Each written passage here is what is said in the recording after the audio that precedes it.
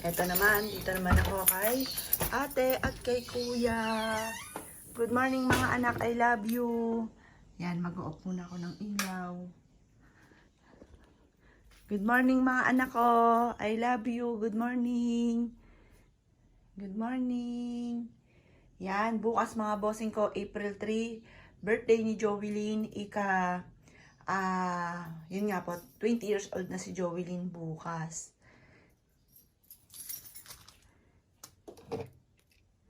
Yan, hello anak, good morning. Eto, ano ko muna to. I-charge ko po ito sa labas, sa taas, sa kabilang bahay. Kasi magkaiba naman po itong bahay po ni Jovelyn. At magkaiba din po ang bahay namin na tinutuluyan. Eto mga bossing ko, pinahulugan sa akin ito. Kinuha ko naman. Katabi lang po ito. Ito yung lumang bahay namin. Mga nanay. Kasi nalalakayan si inay para sa kanya dito. Kaya pinahulugan po sa akin. Yan, sabi ko kukunin ko para kay Jovelyn pag nag-asawa na po siya. Para malapit lang nakikita ko yung mga apo ko. Yan. Kaso, dahil lang wala nga po si Jovelyn, ganito na lang yung ginawa ko mga bossing. Ganito na lang po yung ginawa ko kasi baka ano po nga, bahayan po ito. At least nandito kami lagi. Dito kami nagla-live. Dito po kami mga bossing ko palagi. May tao. Yan, nakakalungkot naman ng ano po dito. Walang tao. Ayan, maboboring ang aking anak. Bukas, lahat ng mga ihahanda ko ay favorite ni ate. Favorite ng aking pinakamamahal na anak. Mahal ko silang lahat. Pero syempre, mahal ko si Jovelyn. Siya yung panganay. Tapos si JC, siya yung pangalawa. Yun. Tapos, si Justin yung bunso.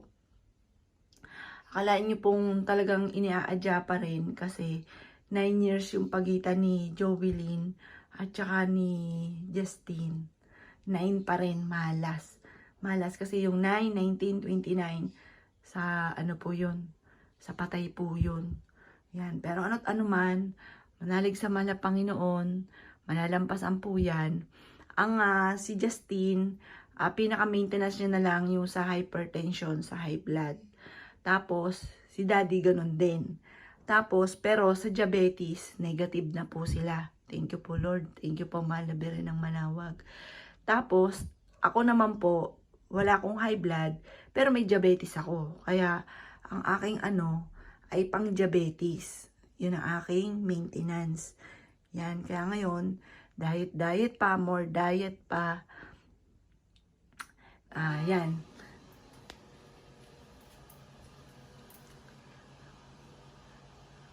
Ako po mga bossing ko, kaya kung mapapansin niyo ng mga nakalipas na araw, parang hindi ko mawari, parang alam ko kasi nakita ko na si Jovelyn na nasa langit na po siya, nakatingala po ako sa kanya, tapos parang isang bintana, parang mga kaluluwa kasama po niya doon. Tapos nakatingala ako, tapos sabi ko, nakilala ko siya kasi ang daming mga kaluluwa sa taas. Tapos sabi ko, anak, tinawag siya, tapos nakatingin lang siya at nakangiti sa akin. Kaya parang yung kalooban ko, masaya na kasi kapiling siya ni Papa Jesus.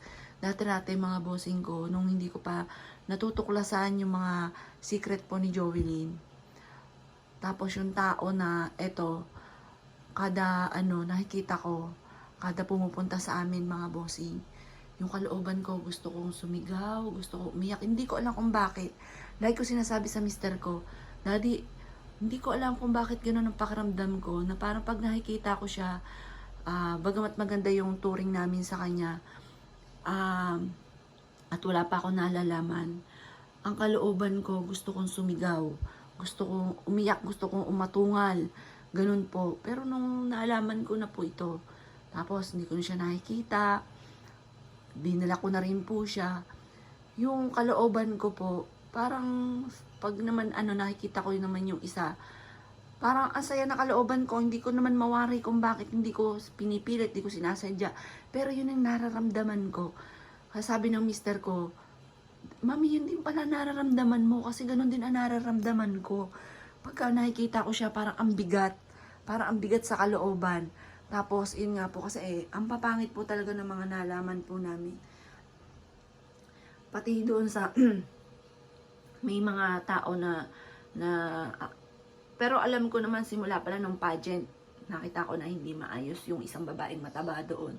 Tapos siya, ang target nila na bubulihin nila si Joey at saka may isa pang sinasabing pangalan. Yun yung mga target nila.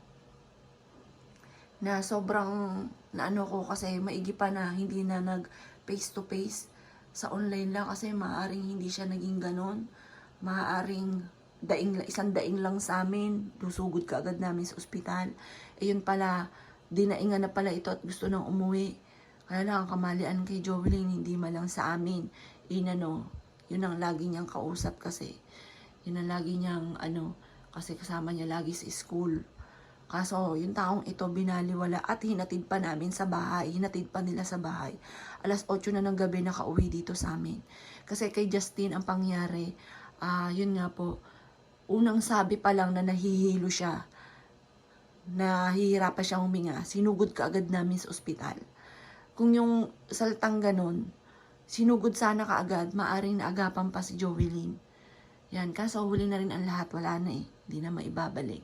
Basta nakita ko na lang masaya, kaya masaya ako, nakita ko si Jovelyn, nasa bintana siya ng langit, nakatingala ako sa kanya, kita ko ang dami-dami nila doon, yung bang shadow na lang siya, kaya minukaan ko mabuti, sabi ko, anak, nakita ko siya sa, nakadungaw sa bintana, kaya sobrang napaano ko nun, sabi ko, anak, miss na kita.